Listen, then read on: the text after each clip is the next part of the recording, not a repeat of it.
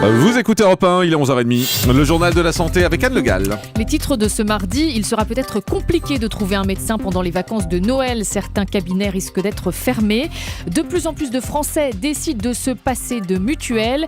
Et puis, le décalage horaire perturbe aussi la flore intestinale. Et tout d'abord donc les médecins qui pourraient fermer leur cabinet entre Noël et le jour de l'an. C'est un appel lancé par l'UNOF-CSMF, premier syndicat de médecins libéraux. Ils entendent protester contre le projet de loi de santé de Marisol Touraine qui sera débattu à l'Assemblée en janvier. Les médecins s'inquiètent notamment du poids des tâches administratives qui s'accroît selon eux. Écoutez le docteur Luc Duquesnel, médecin généraliste à Mayenne. Il est le président de l'UNOF. Il était l'invité de Thomas Soto ce matin.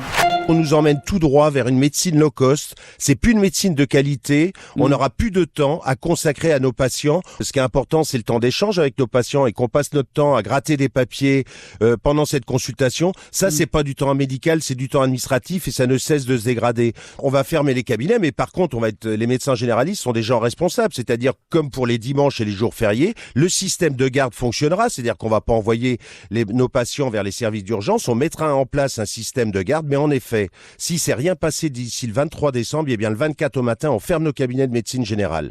Voilà, le message est clair. De plus en plus de Français décident de se passer de mutuelles. 500 000 personnes ont fait ce choix ces 2 dernières années et c'est nouveau selon une étude de la Mutualité française. Ces 500 000 Français, du coup, paieront en grande partie de leur poche les dépassements d'honoraires, les soins dentaires et les lunettes. Ces Français qui renoncent à leur mutuelle le font pour des raisons économiques. Ils sont soit jeunes et en bonne santé, soit au chômage ou en retraite.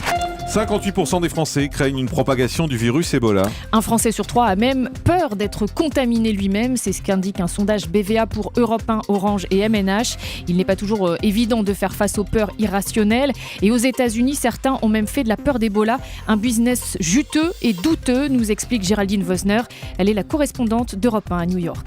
Même si seulement 8 cas ont été déclarés aux États-Unis, on achète des combinaisons de protection, des applications pour traquer les malades dans la rue. Les angoissés se jettent sur des remèdes miracles, du venin de serpent pour dissoudre le virus, des huiles essentielles d'origan. On trouve de tout sur Internet. 3 entreprises déjà ont dû retirer leurs produits de la vente. Mais d'autres font de superbes affaires.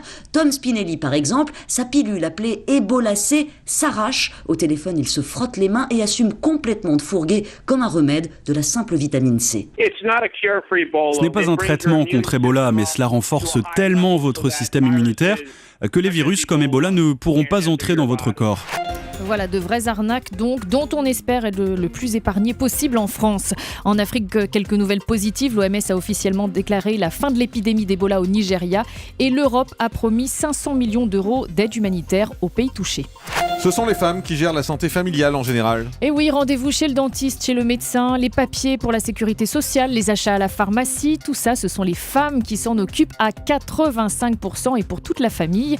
Les femmes sont aussi 53% à s'occuper de la santé de leurs propres parents. Le décalage horaire perturbe aussi la flore intestinale. Voilà, prendre l'avion, faire la fête toute la nuit, travailler en horaire décalé, tout cela perturbe les bactéries de nos intestins car leur activité... Quand on fait la fête, c'est l'alcool qui perturbe en général. Aussi, certainement. Plus que le décalage à mon avis. Exactement, mais le décalage joue aussi parce que l'activité des bactéries est différente selon que l'on dort ou pas.